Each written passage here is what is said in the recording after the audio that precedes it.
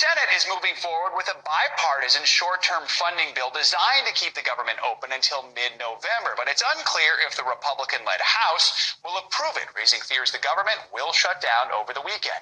NBC News senior congressional reporter Scott Wong joins us now with the latest. Scott, good morning. So as we just said, the Senate's come up with a plan to try and keep things open until November 17th. What are the odds this passes in the House? Just what are the main sticking points right now?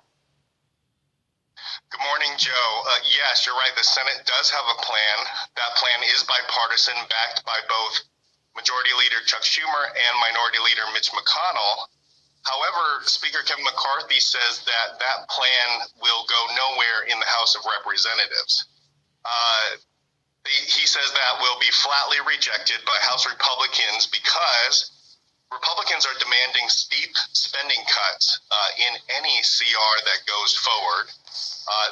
And in the Senate plan, they are funding things at existing levels. So that is a huge sticking point. Secondly, is the issue of Ukraine. The Senate plan includes $6 billion for economic and military aid for Ukraine. House Republicans, a large majority of them, want no money for Ukraine, saying the focus should be instead back here on the domestic front. And so those are some real big problems and explain why there is this big gulf between House Republicans and Democrats who control the Senate and the White House. You know, another factor, we know McCarthy is in a tough spot. He relied on help from ultra-conservatives to become Speaker in the first place, but now he might need Democrats' help to keep the government open, but that could cost him his speakership. So what are you hearing are his chances of both passing a spending bill and actually hanging on to his leadership position?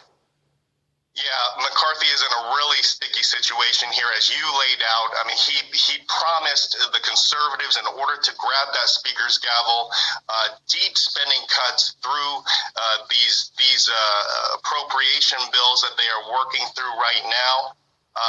Those are a non-starter for Democrats in the Senate and for President Joe Biden. And so he is in this situation here where we are 4 days away from the deadline.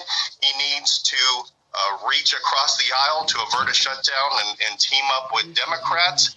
And on top of that, you have a conservative lawmaker named Matt Gaetz who says, look, Kevin McCarthy, if you go that route, if you bring a short-term bill to the floor, if you extend your hands to Democrats, then I'm going to make a motion or force a vote on the floor to remove you as Speaker of the House. And so he is really in a no-win situation here, having to choose between the speakership, a job he has coveted his entire political career and achieved it, and shutting down the government, which will impact millions and millions of Americans in terms of federal benefits, as well as forcing millions, potentially millions of federal workers to go without a paycheck for the foreseeable future, Joe. All right, Scott.